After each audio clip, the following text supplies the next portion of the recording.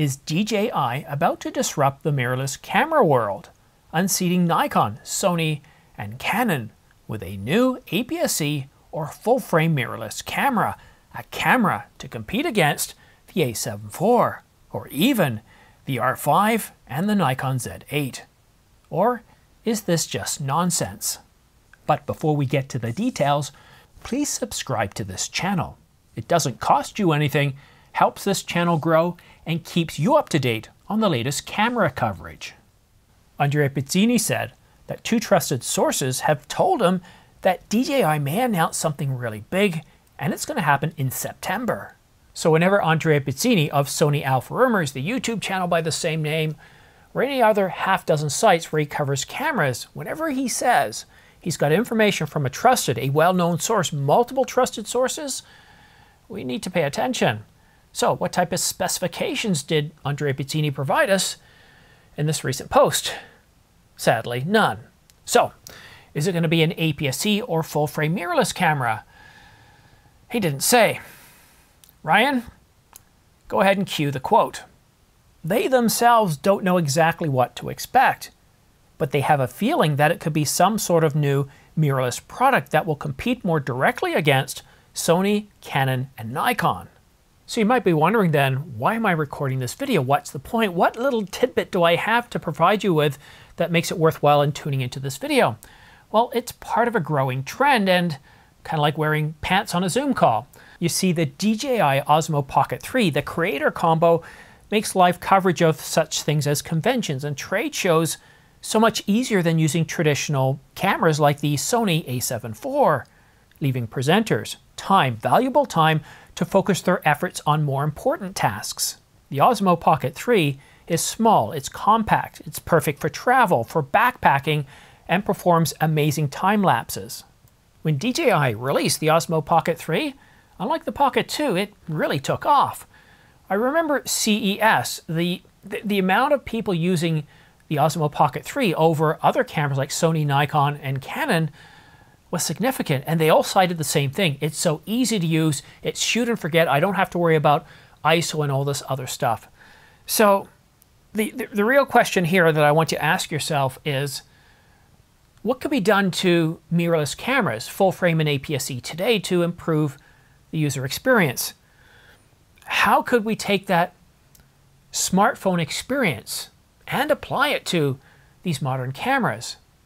And if you can answer that question, and if the majority of the marketplace can answer that question, and DJI can deliver the ability to take photos and videos with the ease of a smartphone, being able to take great images that are properly exposed and balanced without understanding really how a camera works, being able to take great video clips without having to understand ISO, aperture, log profiles, which log profiles to use, or even the science behind taking great photos and videos.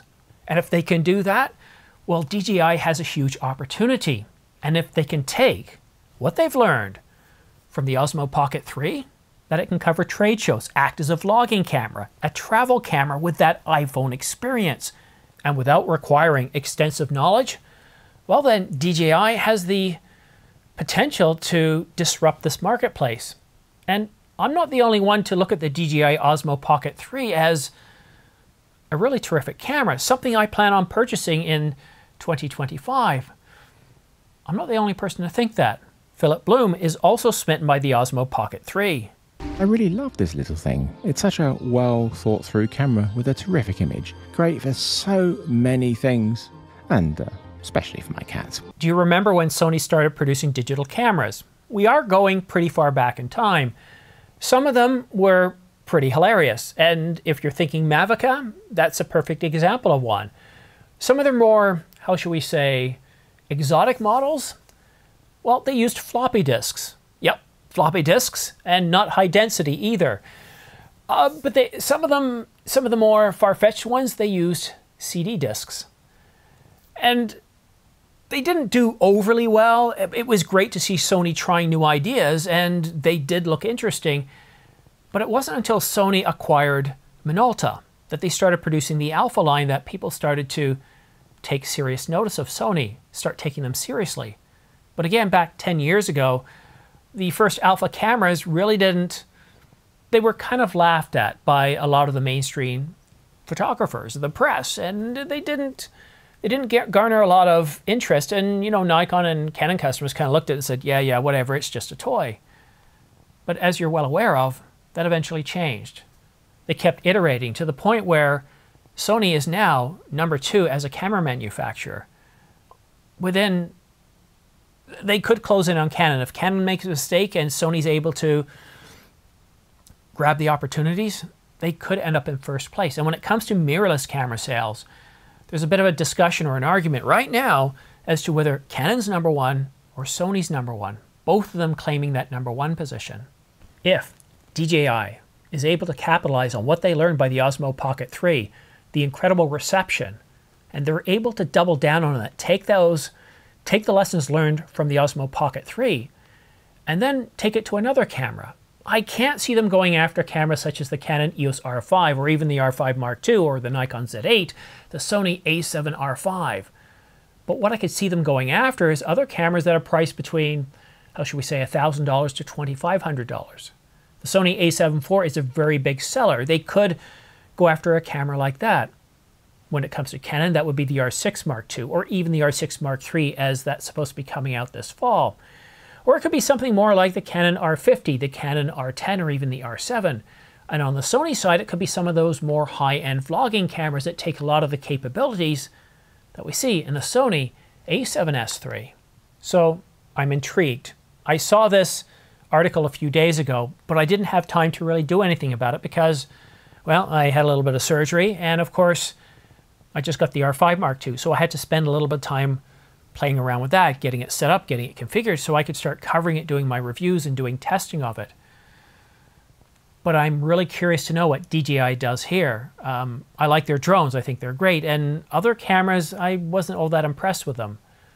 But through their acquisitions, they've been able to improve upon their camera gear. The Osmo Pocket 2 and some of their other gear really didn't care for. I did see them as more or less toys, but the Osmo Pocket 3, based on the reception in the marketplace and its size and capabilities, have certainly got my attention. But speaking of the Canon EOS R5 Mark II, at lunchtime today, I took it out and I got some footage. I was able to play around with a few things. I was able to play around with log footage. I've graded that, and I can give you my findings in a video that I plan to put out this weekend. I've also got to see how the new IBIS wobble is like. What's IBIS wobble 2.0? I was able to shoot at 24 millimeters with a 24-105, and I'm going to provide you my updates here. But several things I noticed, several things such as the tally light. They talk about the tally light on the front, but they don't tell you about other benefits in terms of the tally light and where else it shows up. So I've got a lot of interesting things I found. I've almost got enough information to put out a full video. I'm going to try to go out a little bit, well, I'm going to put this into the computer, see how things look, and then I might go outside. It looks like it's going to rain, but according to my watch, in a few hours it's supposed to be sunny again. And then maybe I'll take the 100 to 500 or the 200 to 800 and shoot some stills if there's some opportunities for that. So I'm pretty happy with what I've seen so far. There are areas for improvement. For example, one thing I noticed, and this is a bit of a rant, this is really not at Canon, but when I went to load my clips into Final Cut Pro, I did first convert them to Apple ProRes 422 because that's the video editing codec. So I went to set my in point and I couldn't. I have to load in the clips in its entirety instead of doing a range. And a lot of these clips were short, but if I was dealing with 2 to 4 minutes or even longer and I just want to import a short clip, yeah, that would take up too much space. So that's a little bit frustrating, and I think what is needed there is for Final Cut Pro and of course the DaVinci Resolve and other NLEs to support the R5 Mark II, because the file structure for the R5 Mark II is so very different to the R5 Mark I. Very different. There's so many more folders, different structures, different files. So I believe that this won't be an issue in probably about a month. We'll see a firmware update for Final Cut Pro and other programs supporting the new R5 Mark II. Because if that's not the case, well, it's going to change the way I shoot. Thank you so much for watching to the very end of the video. Thank you so much for supporting this channel, for pre-ordering, using my affiliate links. If you're not interested in the Canon EOS R5, the Nikon Z8, or even the Sony a7 IV, then take a look in the description down below.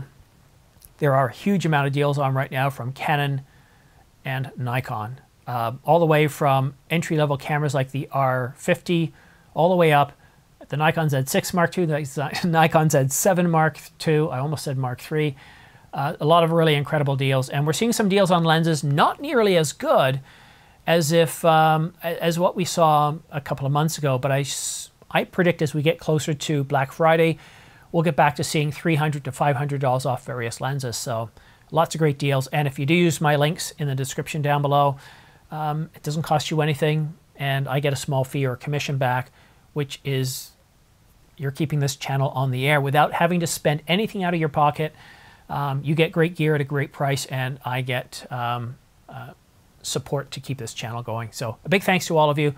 Have yourself a great day, a great evening, maybe even a great weekend, and we'll see you again soon.